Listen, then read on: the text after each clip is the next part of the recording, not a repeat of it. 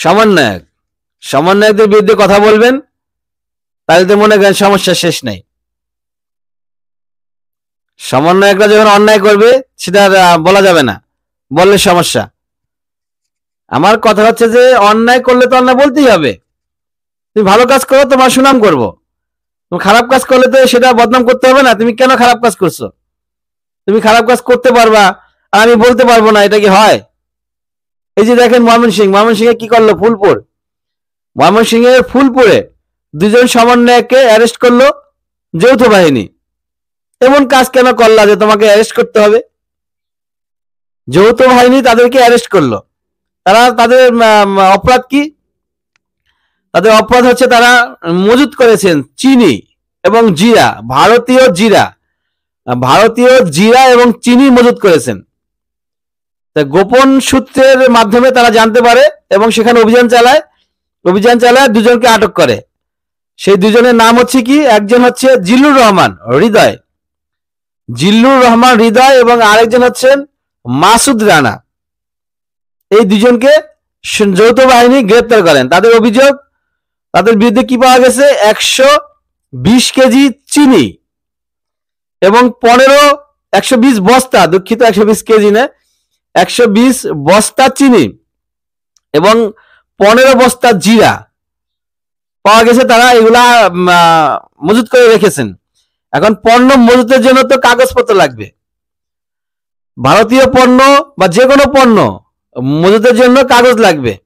তো তারা যে ভারতীয় পণ্য মজুত করছেন, এই ভারতীয় পণ্য মজুতের ব্যাপারে তারা কোনো বৈধ কাগজপত্র দেখাতে পারেন নাই। তার মানে এটা অবৈধভাবে তারা এখান থেকে আনছেন। সমন্বয়করা হচ্ছে, আমরা দেখি প্রায় সময় ভারতের বিরুদ্ধে কথা বলে। ভারতের জিনিস বয়কট করতে হবে, তাদের সাথে আমাদের কোনো সম্পর্ক নাই, তাদের সাথে আমাদের কোনো লেনদেন নাই, সম্পূর্ণরূপে আমরা ভারতকে বয়কট করলাম বা করব।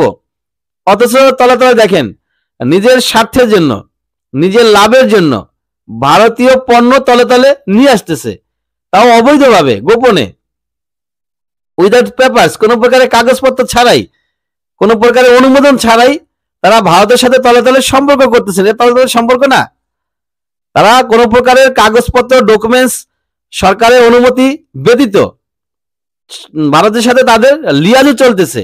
তারা আবার সমন্বয়ক দাবি করতেছে, নিজেদের পরিচয় সমন্বয়ক। এই কিছু সংখ্যক সমন্বয়ক, আমি বলবো না বাংলাদেশের সকল সমন্বয়করা খারাপ, এই ধরনের কিছু সংখ্যক, অল্প সংখ্যক সমন্বয়কদের জন্য সমগ্র বাংলাদেশের সমন্বয়কদের দুর্নাম হচ্ছে। সমন্বয়করা যদি না থাকতো তাহলে আমরা এই যে সুন্দর একটি রাষ্ট্র সেটা পেতাম না। সমন্বয়করা না থাকলে বলা চলে বাংলাদেশ এখন ভালোই চলতেছে, এই ভালোটা চলতো না। মানুষ গুম হচ্ছে না, মানুষ খুন হচ্ছে না, বিভিন্ন জায়গায় ওয়াজের ময়দানগুলো স্ট্রং ভাবে ওয়াজ হচ্ছে, মানুষ তাদের মনের কথাগুলো মন খুলে বলতে পারতেছে। এগুলা কাদের জন্য হয়েছে? এই সমন্বয়কদের জন্য হয়েছে।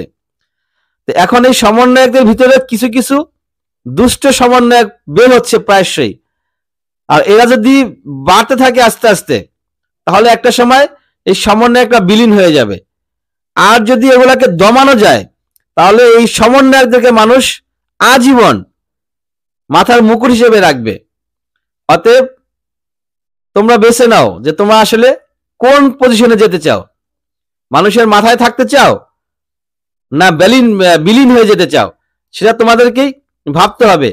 অতএব এখন থেকেই কেয়ারফুল হয়ে যাও এবং যেই যেই জায়গায় প্রবলেমগুলো ঘটতেছে তাদেরকে চিহ্নিত করে অবশ্যই সুষ্ঠু ব্যবস্থা নাও, যাতে তোমাদের ভবিষ্যৎ স্ট্রং থাকতে পারে।